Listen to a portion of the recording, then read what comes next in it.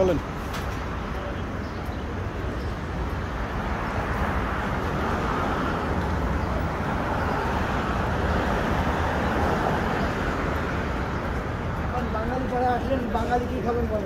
কিছুই খাবো না, ভাত খেয়েছি তো, আবার চা খাইলাম।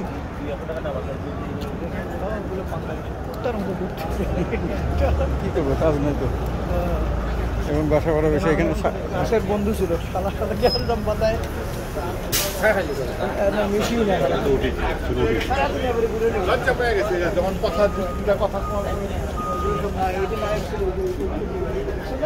কোন নায়ক? প্রায় তো নাটক ফাটকে দেখিয়েছি, চুলালা পূরণ করতে হইব। তারপরে ফর্মালিটি গুলো পূরণ করার পরে তাহলে এখন আমরা কই যাবো? আপনার কাজ কি বলেন? কোনো কাজ আছে? না, কাজ নাই।